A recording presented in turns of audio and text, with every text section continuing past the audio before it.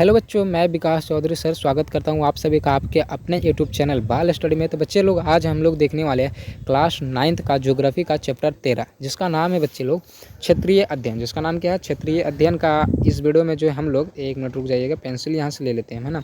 यहाँ पर जो हम लोग आज इस वीडियो में देखने वाले हैं ज्योग्राफी का चैप्टर 13 का क्षेत्रीय अध्ययन, ठीक ना। इसमें हम लोग इसका कारण बताएं, अति लघुत्तरीय और लघुत्तरीय तीन क्वेश्चंस हम लोग इस वीडियो में करने वाले हैं। तो वीडियो में आ ही गए तो वीडियो को लाइक जल्दी से कर दीजिए और वीडियो को शेयर भी कर दीजिएगा, ठीक ना, क्योंकि शेयर कीजिएगा तब और लोगों को फ़ायदा होगा, इसलिए शेयर ज़रूर किया कीजिए। और चैनल को नए हैं तो चैनल को सब्सक्राइब कर दीजिएगा। चलिए जल्दी से हम लोग आगे बढ़ते हैं। तो चलिए देखिए, पहला क्वेश्चन कारण बताएं का बाबू। पहला, एक मिनट रुक जाइए, यहाँ से हमको ना इसको, एक मिनट रुकिएगा बाबू, इसको हम पेंसिल डायरेक्ट ले लेते हैं। चलिए हो गया।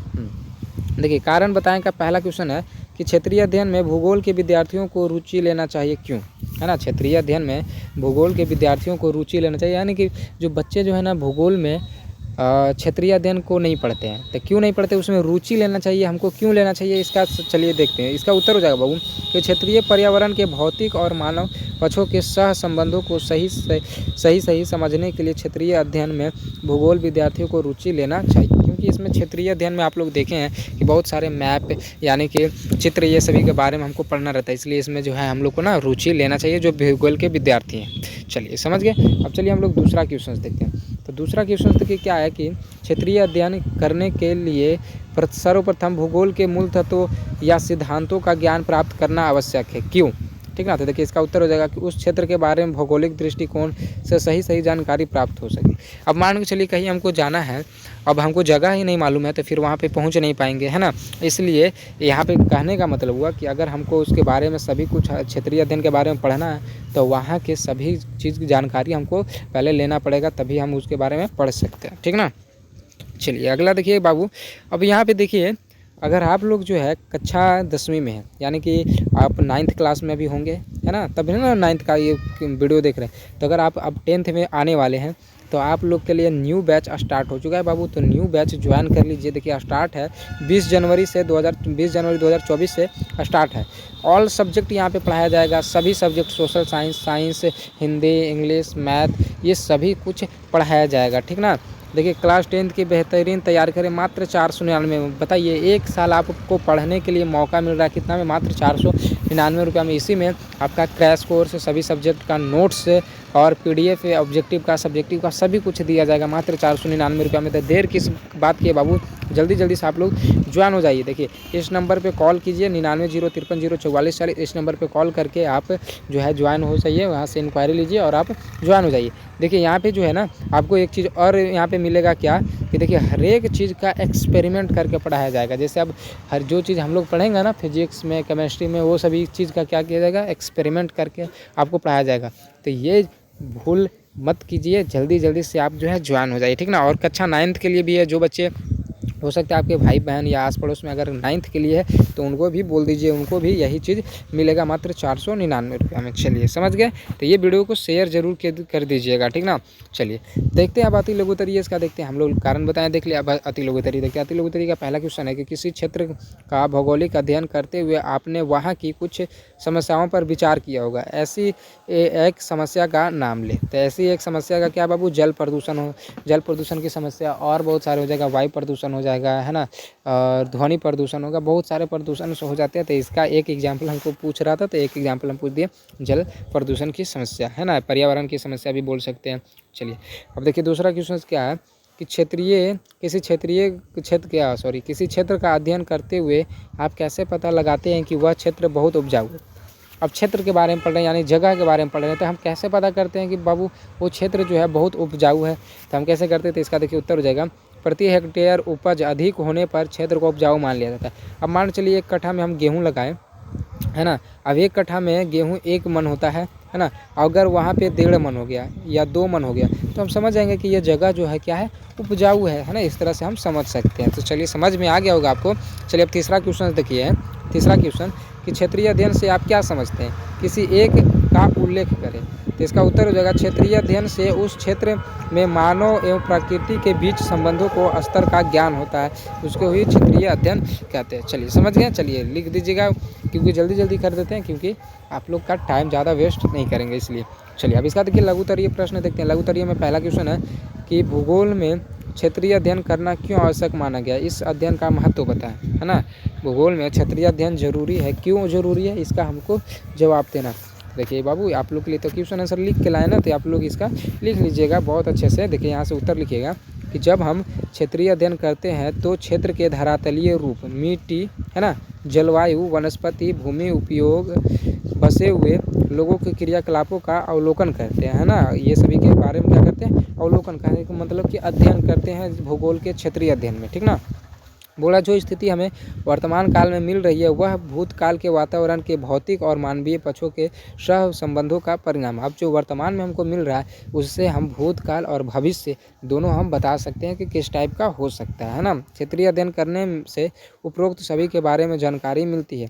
भूगोल की यह अध्ययन विधि बहुत ही महत्वपूर्ण है, ठीक ना। इसको देखिए कॉपी में लिख लीजिएगा, एकदम सटीक जवाब लेके आए हैं आप लोग के लिए, और हमेशा सटीक ही जवाब रहता है। चलिए अब देखिए दूसरा क्वेश्चन देखते हैं कि क्या है कि यदि आप मैदानी क्षेत्र में पहुँचे हैं तो वहाँ के क्षेत्रीय अध्ययन में किन किन बातों का ध्यान रखेंगे। अब जो है आप क्या पहुँचे हैं मैदानी क्षेत्र में, जहाँ पे पूरा मैदान है, ठीक है, कोई घर वगैरह ये सब पहाड़ वगैरह नहीं है, मैदानी है यानी समतल है। तब वहाँ पे हम क्या क्या चीज़ का बातों का ध्यान रखेंगे, तो देखिए इसका उत्तर हो जाएगा कि मैदानी क्षेत्र में जाने पर सर्वप्रथम भूमि उपयोग का अध्ययन करें। भूमि उपयोग यानी भूमि जो है उपयोग में है कि नहीं। मान चलिए वहाँ पे मैदानी क्षेत्र में गए, अब घर बना लिए 10 तल्ला का, पता चल रहा है कि वहाँ पे ना उपजाऊ है, ना ही ज़मीन के अंदर पानी है, और ना ही हवा सही से चलता है, ना ही पेड़ पौधा। अब तो वहाँ पे गड़बड़ा जाएगा फिर, है ना। वहाँ मिट्टी का प्रकार एवं उसकी विशेषताओं तथा सिंचाई के साधनों की विस्तृत जानकारी प्राप्त कर लेंगे, है ना। सिंचाई कहने का मतलब कि खेत को जब पटाते हैं ना तो उसकी संपूर्ण जानकारी प्राप्त कर लेंगे कि सही से है या नहीं, काम कर रहा है या नहीं, सिंचाई के लिए हमको पानी मिल पाएगा कि नहीं, सभी कुछ हमको पता करना पड़ेगा, ठीक ना। बोला खेतों में श्रम किस प्रकार किया जाता है, किस प्रकार की खाद का प्रयोग किया जाता है, वहाँ आवासों अथवा बस्ती का क्या प्रारूप है, सड़कों की स्थिति कैसी है, परिवहन के कौन कौन से साधन मौजूद है। परिवहन मतलब गाड़ी घोड़ा, मतलब गाड़ी वगैरह सब, तो कौन कौन से साधन मौजूद है, ये सभी देखना जरूरी होता है, ठीक ना। चलिए अब तीसरा नंबर क्वेश्चन देखते हैं। तीसरा क्वेश्चन के बाद है चौथा, फिर है पाँचवा, छठा, यानी 6 क्वेश्चन है। तो हम लोग चौथा क्या तीसरा हम लोग देखते हैं। देखिए तीसरा क्या है बाबू कि पहाड़ी या पठारी इलाके के किसी क्षेत्र का अध्ययन करना प्रस्तुत करने में मुख्य रूप से किन किन बातों का उल्लेख चाहिए। तो इसका देखिए आप जो है उत्तर यहाँ से लिख लीजिएगा, यहाँ से यहाँ तक, ठीक ना। इसका 3 का उत्तर हो जाएगा। अब चलिए देखिए चौथा देखिए क्वेश्चन क्या है बाबू, किसी क्षेत्र में प्रदूषण बढ़ रहा है हो या जल संकट उपस्थित हो गया हो तो वहाँ के निवासियों पर क्या प्रभाव पड़ सकता है। अब क्या प्रभाव पड़ेगा ये हम लोग देखते हैं। देखिए इसका उत्तर हो जाएगा कि प्रदूषण से मतलब है कि वायु प्रदूषण, है ना। प्रदूषण से मतलब है कि वायु प्रदूषण, जल प्रदूषण या भूमि प्रदूषण। वायु प्रदूषण बढ़ने से श्वसन संबंधी रोग उत्पन्न हो जाएगा। अब देखिए जब हवा में प्रदूषण हो जाएगा तो हवा हम लोग किस लिए यूज करते हैं, सांस लेने के लिए, तो हमारे श्वसन क्रिया क्या हो जाएगा, खराब हो जाएगा, है ना। यानी श्वास लेने में हमको दिक्कत हो जाएगा और हमको श्वसन संबंधी रोग हो सकता है। जल प्रदूषण से क्या हो जाएगा बाबू, बढ़ने से पीलिया जैसी बीमारी का प्रकोप बढ़ता है।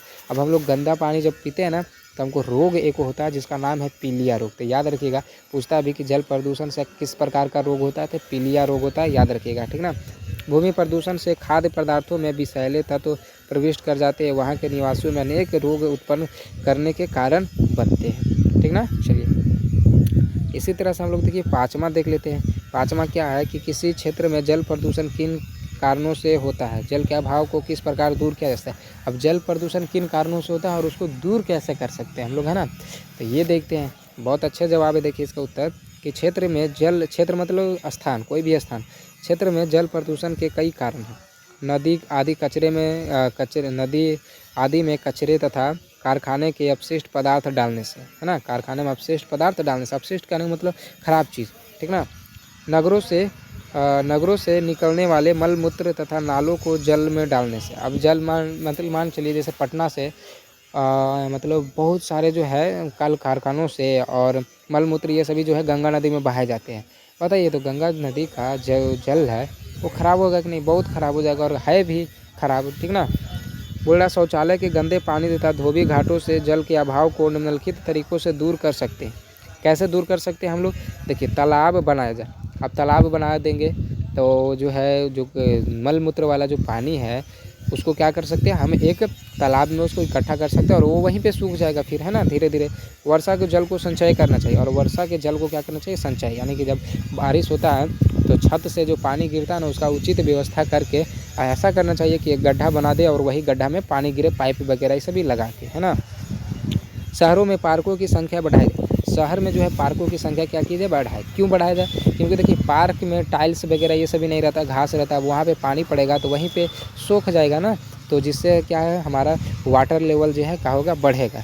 अब शहर में क्या है कि सिर्फ देखिएगा टाइल्स लगा हुआ रहेगा तो पानी पड़ता है ना तो सब जाके नदी ये सभी में बह जाता है, इधर उधर सब चला जाता है, इसलिए वहाँ का वाटर लेवल जो है कम जाता है। लेकिन गांव में देखिएगा वाटर लेवल कभी नहीं कमता, क्योंकि यहाँ टाइल्स नहीं रहता है, यहाँ पे सब पानी जो पड़ता है खेत पे जो है सोख लेता है, उसको ज़मीन जो है सोख लेता है, फिर वाटर लेवल हमारा सही रहता है। समझे? चलिए, शहर के मकानों के छतों से पर से वर्षा के पानी को पादप द्वारा जमीन के अंदर हौज कर संचित कर देना। संचित का कहने मतलब जमा कर देना चाहिए, ठीक ना। इस बाद में इसका उपयोग करना चाहिए, और जो पानी जो जमा किया उसका फिर बाद में क्या करना चाहिए? उपयोग, जैसे नहाने में हो गया, फिर कपड़ा धोने में हो गया, जानवर ये सभी को पानी पिलाने के लिए हो गया, ये सभी में हम कर सकते हैं इसका उपयोग, ठीक ना। चलिए, अब लास्ट नंबर क्वेश्चन है, छठा नंबर क्वेश्चन कि वायु प्रदूषण के कारणों का वर्णन करें। वायु प्रदूषण कैसे होता है बाबू? देखिए, इसका उत्तर हो जाएगा कि महानगरों में प्रदूषणकारी कल कारखाना होना, है ना। नगरों, महानगरों का जो बड़ा बड़ा नगर है ना, जैसे मुंबई हो गया, दिल्ली हो गया, पटना हो गया, ये सभी नगर में क्या है कि प्रदूषणकारी कल कारखाना होना। फिर ताप विद्युत यंत्रों का नगर में होना, कोयला से भी होता है, लकड़ी से भी होता है, पेट्रोल डीजल आदि से का होता है, और वृक्षों की बड़े पैमाने पर कटाई से भी होता है वायु प्रदूषण। क्योंकि अगर बहुत सारा हम पेड़ पौधा काट देंगे तो वायु हमको अच्छा से नहीं मिल पाएगा, जिसके कारण वायु प्रदूषण भी समझिए एक प्रकार से होता है। तो ये था बाबू इसका छठा क्वेश्चन, और ख़त्म हो गया इसका, हम लोग कर लिए, इसमें कारण बताएं अति लघु उत्तरीय और लघु उत्तरीय। तो आप लोग जो भी बच्चे हैं, आपको देखिए अच्छा लगा ना क्लास, तो ये सब बैच ज़रूर ज्वाइन कीजिए। बस 20 जनवरी तक 499, अगर 20 जनवरी के बाद अगर आप ज्वाइन होते हैं तो उसके बाद 999 हो जाएगा, उसके बाद फिर कोई मतलब सुनवाई नहीं होगा। नहीं, अगर फिर हो सकता है बोलिएगा कि सर 499 में कर दीजिए, तो ऐसा नहीं हो पाएगा, ठीक ना, क्योंकि जो नियम है वो नियम है, ठीक ना। चलिए, तो आप 10th के लिए भी वही बात है, 10th के लिए भी वही बात है, अगर 20 जनवरी से पहले ज्वाइन हो जाते हैं तो ठीक है, नहीं तो अगर 20 जनवरी के बाद ज्वाइन हो जाइएगा तो 999 रुपया लगेगा। आप लोग खुद जो सोचना है सोच लीजिए, ठीक ना बाबू लोग। तो चलिए मिलते हैं अगले क्लास में। अगर वीडियो को लाइक नहीं किए तो प्लीज़ लाइक कर दीजिए, चैनल को सब्सक्राइब कर दीजिए और शेयर जरूर किया कीजिए, और कमेंट जरूर कीजिए बाबू लोग। आप लोग करते नहीं, इसलिए भी हम वीडियो आप लोग के लिए उतना नहीं बनाते हैं, क्योंकि आप लोग हमको जोश में लाइए ना, फिर हम आपके लिए जोश में रहेंगे, आपके लिए वीडियो लाते रहेंगे। चलिए, तो मिलते हैं अगले वीडियो में, तब तक जय हिंद, जय भारत बच्चे लोग।